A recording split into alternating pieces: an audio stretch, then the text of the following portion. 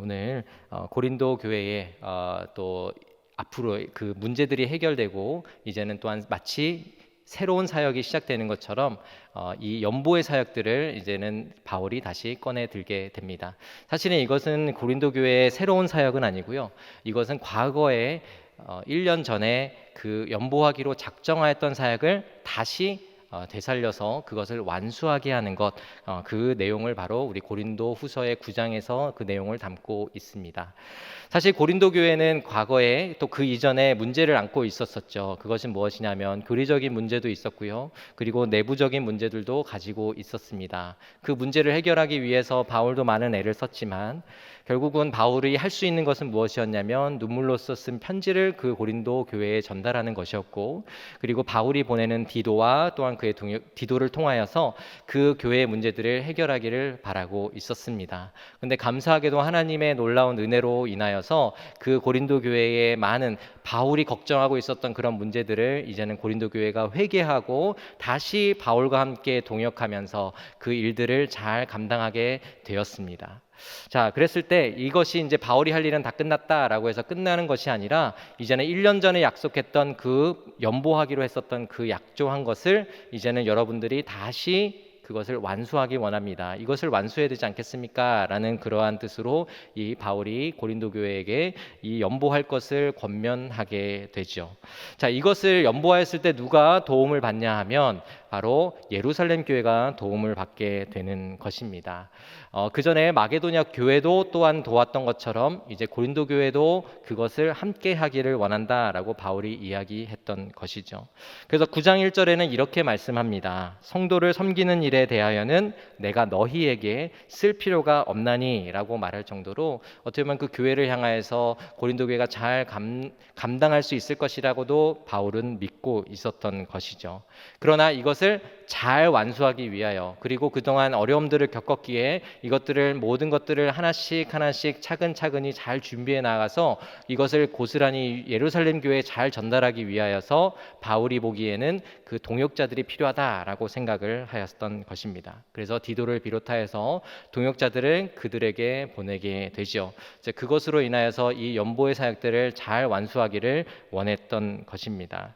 자, 그래서 그 연보에 관한 이야기를 이 고린도 후서 9장 우리 6절부터 읽었는데요. 6절부터 그 내용들을 계속해서 이어가게 됩니다. 근데 오늘의 본문을 통하여서 바울의 이러한 고백과 이런 편지의 내용들을 통하여 우리에게 주시는 메시지가 무엇인지 참 두 가지로 저희들이 함께 생각해 보면 좋겠습니다. 첫 번째는 준비하는 성도가 마음으로 행동으로 해야 할 것을 말해주고 있다라고 하는 것이고요. 두 번째로는 그것을 준비하는 성도들을 위하여 하나님이 무엇을 하고 계시는가를 말씀하고 있다라고 하는 것입니다.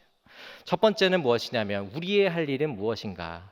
마치 농부와 같이 씨앗을 뿌리며 수고하는 일이다라고 바울은 말하고 있습니다.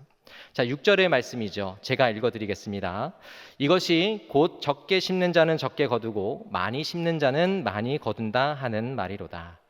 바울은 6절의 말씀을 전하면서 고린도 교회 성도들의 마음을 잘 알고 있었던 것 같습니다. 우리의 마음도 비슷할 것 같습니다. 어떤 면에서는 참 적게 내는 자가 분명히 있을 것이고 어떤 분은 너무나도 큰 감동을 받아서 많이 내는 자도 분명히 있었을 것입니다. 이것은 겉으로 보이는 결과일 뿐이죠. 사실 바울이 보고 있는 것은 무엇이냐면 겉으로 보여지는 것도 있지만 그 마음의 심중에 어떤 마음을 가지고 있는가, 그것을 바울은 보고 있었던 것입니다. 적게 내는 자는 마음이 어떻습니까? 인색하여 그렇게 하게 되는 것이고요. 많이 내는 자는 그 가운데 하나님의 복이 있을 것을 기대하면서 또한 있을 것을 많이 내게 되는 것이죠. 하나님을 위하여, 교회를 위하여 섬기는 일, 그리고 연보까지 포함하여서 성도가 어떤 사람처럼 해야 하는지 그 비유로, 농부를 비유로 들어 이야기해주고 있습니다. 저는 사실은 농사를 지어본 적이 한 번도 없고요. 사실 이제 대학생 때 농촌 봉사활동, 어떻게 보면 이제 복음을 전하기 위해서 농촌 봉사활동을 다녀온 적은 있습니다. 근데 제가 이제 일주일 동안 그분들과 같이 일을 하면서 알게 된 것은 무엇이냐면 정말 농부는 정말 부지런한 사람이구나라는 것을 깨닫게 되었습니다. 왜냐하면 하루라도 쉬면, 특히 여름에는 하루라도 쉬면 모든 잡초들이 막 무럭무럭 자라고 아니면 격가지들이 막 삐져나와서 그 격가지를 쳐야 할 일이 너무나도 많았던 거죠. 그래서 저희들은 복음을 전하기 위하여 교회 나오세요, 교회 나오셔서 예배를 한번 드려보세요 라고 이야기하지만, 그분들은 하루라도 쉬면 일이 너무나도 많아진다고 하여서 주말조차도 이제는 반납하고 매일 밭에 나가서 일을 하신다라고 하는 거죠. 그만큼 어떻게 보면 이른 새벽부터 나가서 농사를 하는 그 농부를 보았을 때 정말 부지런한 사람이구나라는 것을 깨닫게 되었습니다. 이 농부의 그 마음은 어떤가요? 씨앗을 뿌릴 때 농부의 마음은 어떨까요? 최대한 참 많은 소출을 얻기 위하여 노력하는 사람이 바로 농부일 것입니다. 적게 뿌리고 적게 거두겠다라고 하는 사람은 사실 농부로서는 그러한 일을 감당할 수가 없는 것이죠. 어떻게 적게 뿌리고 적게 거둘 것을 생각하면서 그 농사일을 하겠습니까? 어떻게 보면 우리가 텃밭을 일구는 정도야 우리가 적게 뿌리고 거기서 뭐 적게 거두어도 그냥 괜찮다라고 생각할 수 있겠지만, 농부로서 그것을 먹을 것을 준비하고 또한 그것으로 생계를 유지하는 사람이라면 많은 것을 뿌리고 많은 것을 얻으려 할 것입니다. 그리고 우리가 세상을 살아갈 때에 100% 거두고 100% 뿌리고 100% 거두는 일은 하나도 없습니다. 그것이 90%라면 많이 거두는 것이고 50%라면 50%, 60%라면 또 그거는 그나마 괜찮은 소출이다라고 생각해 볼 수가 있는 것이죠. 그만큼 우리에게는 이러한 세상에 있어서도 많이 뿌린다 하여 많이 무조건 거둔다, 90% 이상 거둔다라는 기대를 하고 씨앗을 뿌리지는 않을 것입니다. 그럼에도 불구하고 이 바울은 많이 뿌리는 자는 많이 거두게 될 것이다 라고 말씀하는 이유는 무엇일까요? 여기에서 성도들이 그만큼 많은 일들을, 비록 그것이 다 거두어지진 않는다 할지라도 우리가 섬기는 일, 연보하는 일, 그것들이 모두 많은 것을 뿌려 또한 많은 것을 거두고자 하는 그러한 기대하는 마음으로 동참하기를 바울은 원하고 있었던 것입니다. 그래서 이 바울은 농부의 비유를 들면서 많은 것을 뿌려 많은 것을 거두기를 또한 원하고 있었던 것이죠. 그러나 그 마음 중에 그러한 몇몇 사람들 중에는 적게 뿌리고 적게 거두겠다라는 생각을 가지는 사람도 분명히 없진 않을 것입니다.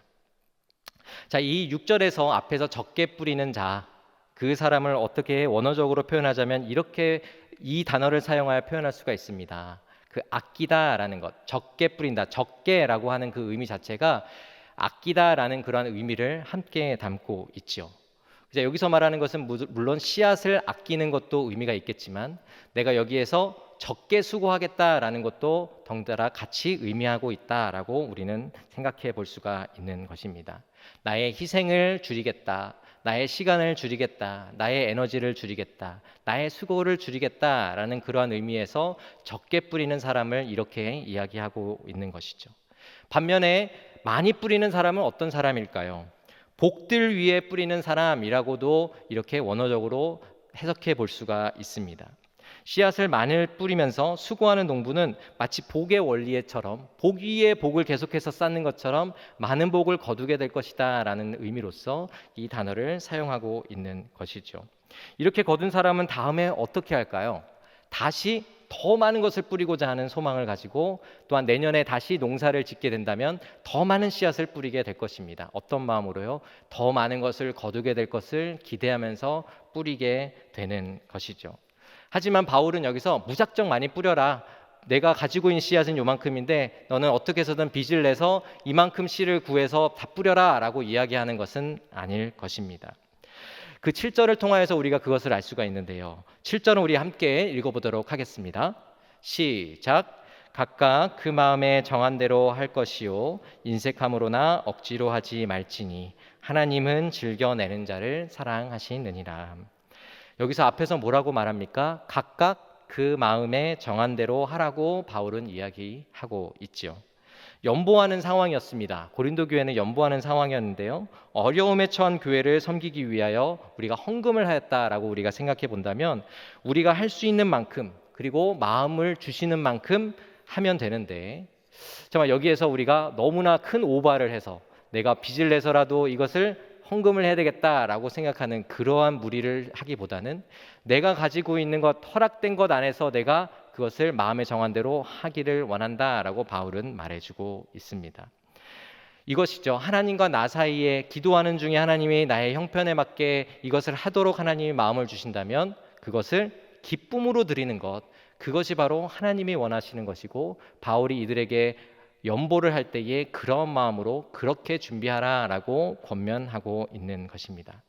만약에 인색한 사람으로 보이지 않기 위하여 한다면 어떻게 할까요? 옆에 주변에 이 사람은 더 했나 저 사람은 얼만큼 했나 보면서 나는 그러면 얼만큼 해야 되지? 라고 생각하면서 때로는 그것이 오버되더라도 더 하려고 하는 그러한 상황이 되겠죠.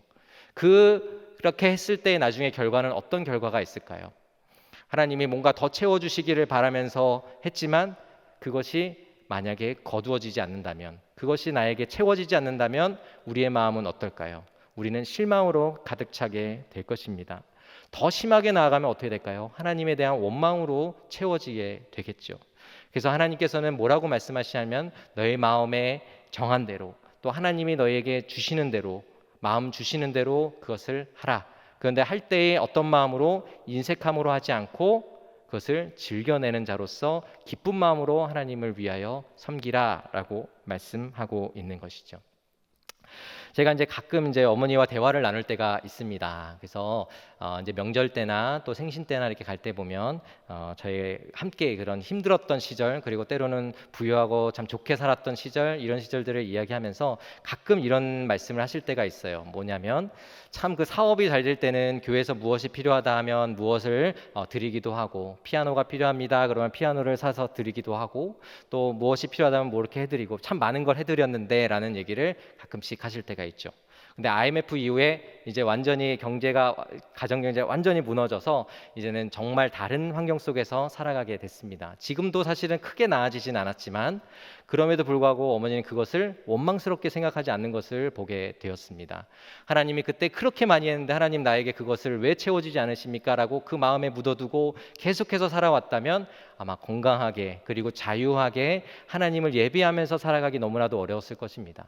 그러나 어머니를 보았을 때 그래도 그때만큼은 주어진 환경 안에서 기쁨으로 감당하셨기에 그것이 후회되지 않고, 또한 하나님이 받으셨다고 믿고 지금 현재는 채워지지 않았지만 여전히 그때로서 나는 최선을 다했다라는 그 마음을 가지고 계시는 것을 보았을 때 이런 것이 바로 하나님 앞에 인색함으로 하지 아니하고 하나님을 원망하지 아니하고 내가 할 수 있는 최선에서 모든 것을 다하는 삶, 그것이 바로 이러한 모습이구나라는 것을 깨닫게 되었습니다.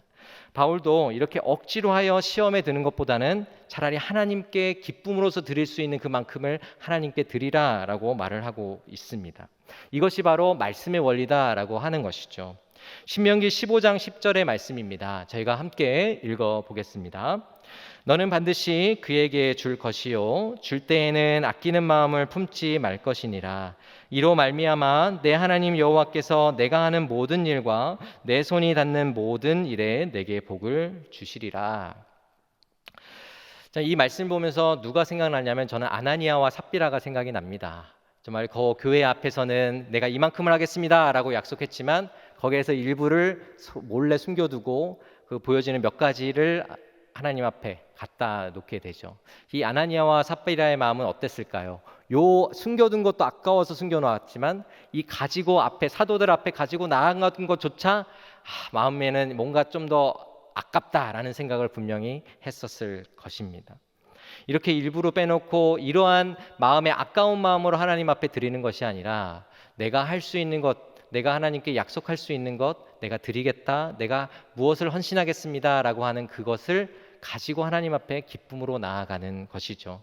우리가 할 수 없는 것까지 내가 하겠습니다 라고 하기보다는 내가 할 수 있는 것, 주어진 것 안에서 최선을 다하여 주를 위해 섬기겠습니다 라는 고백을 하나님께서 원하신다 라고 하는 겁니다. 이 설교의 제목처럼 하나님의 일 그리고 우리의 일이라고 했을 때 하나님을 위하여 우리는 크기, 그런 액수 이런 것과 상관없이 하나님이 우리에게 주어진 것, 주어주신 것, 그것을 우리가 하나님을 위하여 사용하면 된다라는 것인데요. 이것이 우리가 할 일이다. 그리고 드릴 때는 어떤 마음으로 즐겨내고 하나님께 기쁜 마음으로 감사하는 마음으로 드리는 것, 이것이 바로 우리가 해야 할 일이다라고 바울은 말하고 있습니다. 어떻게 그러면 이것을 즐겨낼 수 있을까? 교회 공동체를 위해 섬김의 자리도 있고, 그리고 때로는 예배마다 드리는 그 헌금도 있을 것입니다. 특히 우리가 11조를 할 때 우리의 마음의 중심이 어디에 있는지를 잘 알 수가 있는데요. 우리는 헌금 중에서 매우 큰 액수인 그 11조를 하나님께 드릴 때에 그것을 어떤 마음으로 드리지를 통하여서 우리의 마음의 중심에 누가 있는지를 우리는 다시 한번 점검해 볼 수가 있습니다. 하나님께서 이 11조를 하나님 앞에 드리도록 하신 목적이 무엇입니까? 그것은 우리에게 주어진 것이 비록 우리에게 맡겨진 것이고 하나님이 맡겨주신 것이고 본래는 하나님의 것이었다라는 것을 고백할 수 있을 때 우리가 11절을 기쁜 마음으로 하나님께 드릴 수 있는 것이죠. 물론 개개인의 상황이 너무나 달라서 그것을 액수로 다 평가할 수는 없습니다. 그러나 우리가 그것 안에서 주어진 그 우리의 환경 안에서 충분히 그런 섬길 수 있는 것이라면 그것은 하나님 앞에 기꺼이 드리는 것, 하나님이 나의 삶의 주인이시고 모든 원천이 주님이신 것을 고백하는 그 고백 위에 그 11조의 헌금을 하나님 앞에 드리는 것이죠. 하나님께 진정한 신자에게서 하나님께 드리는 그 마음을 진짜 가지고 있는 진정한 신자에게서 나타나는 것이 바로 아낌없이 하나님 앞에 드릴 수 있는 것을 최선의 것을 하나님 앞에 드리는 것인 줄 믿습니다. 이것이 우리가 하나님 앞에 중심에 하나님이 계신지를 또한 점검해보는 리트머스 시험지와 같은 것이 바로 11조가 아닌가라는 생각을 해봅니다. 우리가 하나님의 그 부르심대로 연보와 같은 그런 헌금을 하는 때든지 아니면 그것이 부족하여 그것을 다 할 수 없어 우리의 시간을 들여 성도를 섬길 때든지 그리고 어떠한 모양이든지 하나님께 즐겨내는 자의 그러한 모습, 정말 그 하나님이 우리에게 요구하시는 그 요구, 그 앞에 반응하며 하나님의 앞에 정말 전심으로 모든 것들을 하나님께 드리며 나아가는, 정말 그것을 소망하며 더욱더 주님 앞에 매달리고 주님 앞에 나아가는, 전심으로 나아가는 우리 성도님들 모두가 되시길 주님의 이름으로 축복합니다. 우리 두 번째로 나누고 싶은 것은 하나님의 일이 무엇인가라는 것이죠. 그 하나님의 일은 무엇이냐면 우리가 하는 일을 하였을 때 하나님은 놀랍게도 그것을 매우 풍성하게 하나님은 그 일들을 행하신다라고 하는 것입니다. 우리 8절의 말씀 저희들이 함께 읽어보겠습니다. 시작. 하나님이 능히 모든 은혜를 너희에게 넘치게 하시나니 이는 너희로 모든 일에 항상 모든 것이 넉넉하여 모든 착한 일을 넘치게 하게 하려 하심이라. 아멘. 하나님께서는 사실 우리에게 요구만 하지 않으십니다. 하나님이 우리에게 요구하실 때에는 그만큼 하나님께서는 그것을 채우고 그것을 더 크게 하나님이 기뻐하시는 일을 위하여 사용하시고 그렇게 행하시는 분이 바로 하나님이십니다. 그래서 하나님께서는 즐겁게 드리는 일을 우리로 하여금 하시게 하시면서도 하나님은 그것을 통하여 더 크게 하나님은 일하시고 더 놀라운 일들로 하나님이 크게, 그리고 마치 오병이어와 같이 정말 우리가 생각하지 못한 일들을 하나님이 행하시는 분, 그분이 바로 하나님이시라는 것을 이 8절을 통해서 보여주고 있죠. 여기서 좀 두 가지의 좀 동사를 저희들이 한번 주목해 보면 좋겠습니다. 첫 번째는 뭐냐 하면 앞에 부분입니다. 모든 은혜를 너희에게 넘치게 하시나니 라고 하는 것과, 그리고 끝에 부분에 모든 착한 일을 넘치게 하려 하심이라 라고 하는 것입니다. 고린도 교회의 상황에서는 모든 착한 일이라고 했을 때 그 상황에서는 어떤 것일까요? 바로 연보하는 일이겠죠. 예루살렘 교회를 섬기고 또한 교회가 환경적인 어려움을 겪고 있는 그 예루살렘 교회를 향하여 베푸는 그 착한 일, 그것이 바로 이 시대에는 연보하는 일이었을 것입니다. 하나님께서는 그것을 어떻게 하십니까? 모든 은혜를 너희에게 넘치게 하시면서 또한 이런 일들을 감당하도록 하신다라는 것이죠. 그러니까 우리에게는 마치 연보하는 것이 우리는 부족해지고 저 예루살렘 교회는 그것을 도움을 받아 다시 살아나고 마치 이런 일들처럼 우리는 생각하겠지만, 하나님은 그 가운데 우리에게는 그것을 은혜로 채워주시고 또 우리에게는 그것이 나누어져서 부족해진다면 그것을 필요에 따라 하나님이 공급해 주시는 분이 바로 하나님이시다라는 것을 8절에서 말씀하고 있습니다. 근데 그 하나님을 어떻게 또한 더 강조해서 말씀하고 있냐면 이 우리 8절에서 보면 앞부분에 능히라는 단어가 있습니다. 자, 우리가 이 원어로 봤을 땐 능히라는 그 단어 딱 하나를 이야기하고 있지는 않고요. 마치 동사처럼 이야기하는데요. 이것을 좀 직역해 보면 이렇습니다. 하나님께서 모든 은혜를 너희에게 넘치도록 할 만한 능력이 있으시다라고 다르게 표현을 좀 해볼 수도 있습니다. 그만큼 이 능히라고 하는 것은 하나님이 그것을 하고도 남으신 분이라는 것이죠. 그 능력을 베풀고도 남을 만큼 큰 능력을 가신 분이 바로 하나님이시다. 그렇기에 하나님은 이 모든 착한 일을 더욱더 할 수 있도록 너희들에게 은혜를 베풀어 주실 것이다 라고 바울은 확신 있게 말씀하고 있는 것이죠.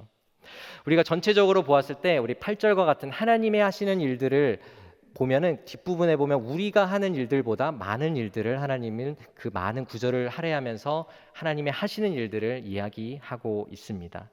이 하나님이 하시는 일을 통하여 이 예루살렘 교회를 살리신 것처럼 또한 우리도 우리 한 사람 한 사람의 그런 섬김, 어떻게 보면 작게 보일 수 있지만 하나님은 그것을 착한 일을 더욱더 행할 수 있도록 그 가운데 많은 은혜를 베푸셔서 큰 일을 행하시는 그 하나님의 능력을 기대하며 정말 우리의 그런 섬김을 통하여 우리 성일교회의 모든 성도님들이 함께 복을 받고 그 은혜로 넘쳐나는 정말 그 일들을 날마다 경험하는 우리 성도님들 되시기를 주님의 이름으로 축복합니다. 하나님이 또한 더불어서 우리 8절의 말씀뿐만 아니라 우리 10절에서도 하나님이 어떻게 하시는지를 또 한 번 말씀하시는데요. 그것은 무엇인지 제가 읽어드리겠습니다. 심는 자에게 씨와 먹을 양식을 주시는 이가 너희 심을 것을 주사 풍성하게 하시고 너희 의의 열매를 더하게 하시리니. 우리의 삶은 풍족하게 하시고 또 세상적으로도 부요하게 하시고 이렇게 우리가 생각할 수도 있죠. 앞으로 걱정 없이 풍족하게 살게 하실 것이다 라고 우리가 적용하기보다는 우리는 그것을 어떻게 적용해야 하냐면 더욱더 모든 착한 일들을 행할 수 있도록 하나님이 또한 의의 열매를 맺을 수 있도록 우리에게 계속해서 공급하신다. 농부라면 뿌릴 수 있는 씨앗을 계속해서 공급해 주신다.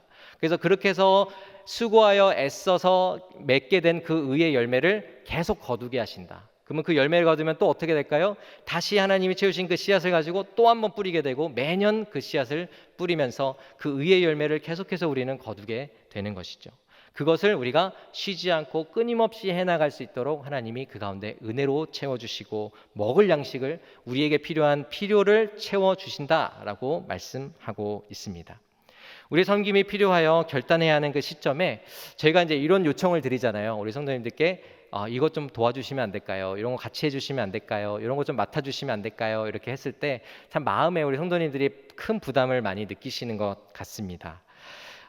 저도 사실 그것을 많이 공감하는데요. 뭐냐면 사역을 하기 전에 뭐 리더로 섬긴다든지 리더 해달라고 뭐 팀장을 해달라 했을 때 그런 부담을 느끼는 것처럼 우리 성도님들도 그런 마음이셨겠구나라는 생각을 해보게 됩니다. 자, 그런 마음이 어떤 마음일까요? 두려운 마음이겠죠. 걱정하는 마음이겠죠. 그리고 내가 지금은 뭔가 충만해서 계속 섬기는데 가면 갈수록 우리에게 뭔가 은혜가 점점점 고갈되어 가고 메말라져 가는 것은 아닐까. 아무 의미 없이 그냥 해왔기 때문에 그 사역을 하게 되는 것은 아닐까라는 그런 걱정 때문에 우리가 이러한 사역에 동참하는 것이 어렵지 않았을까라는 생각도 해보게 됩니다. 그러나 하나님께서는 뭐라고 말씀하시죠? 많이 뿌리고자 하는 그 농부에게 무엇을 주신다고 말씀하셨습니까? 심는 자에게 씨와 먹을 양식을 주신다 말씀하신 것처럼 정말 우리에게는 더욱더 많은 소출을 거둘 수 있도록 하나님이 또한 그것을 공급해 주신다라는 것을 믿고 정말 우리가 작은 것 하나라도 그 많은 것이 아니어도 좋습니다. 작은 것 하나라도 섬김의 자리로 나아가시는 정말 그런 일들이 많아졌으면 좋겠습니다. 되게 이번 한 해를 또한 돌아보고 또 2년 3년 전의 일들을 우리가 좀 돌아보면서 우리 코로나 때 제가 왔거든요. 그래서 코로나 때 와서 또 코로나가 끝나고 이후에 이제 사역들이 계속해서 많아져 갔는데요. 그동안 어떻게 3년 동안 얼마나 출석하셨는지, 예배는 얼만큼 출석하셨는지, 또 우리 교구 안에서는 또 몇 분이 이렇게 예배를 함께 드리시고 그러셨는지 제가 한번 통계를 좀 내봤을 때 그게 점점 해를 거듭할수록 늘어가고는 있는 것을 보게 되었습니다. 만약 그 숫자가 줄어들거나 아니면 그대로 유지되거나 했을 때 저의 마음이 어땠을까라는 생각을 해봅니다. 어떻게 보면 되게 그러니까 누군가에게 실망하기보다는 뭔가 열심히 했는데 또 많은 것을 했다고 생각했는데 참 그런 결과가 나오지 않아서 어떻게 보면 실망하고 또한 좌절하지는 않을까라는 생각을 해보게 됐는데요. 그런 점점 증가하는 것을 보았을 때 그래도 하나님께서 정말 내가 수고한 거 그렇게 크지 않다고 생각하는데 우리 교회 가운데에 또 우리 사역들을 수고하는 그 목사님들, 우리 전도사님들의 그러한 수고를 하나님께서 아시고 정말 우리 성도님들이 함께 예배당에 나와서 예배를 드리고 교제할 수 있도록 하신 그 은혜가 너무나도 크다라는 생각을 해보게 되었습니다.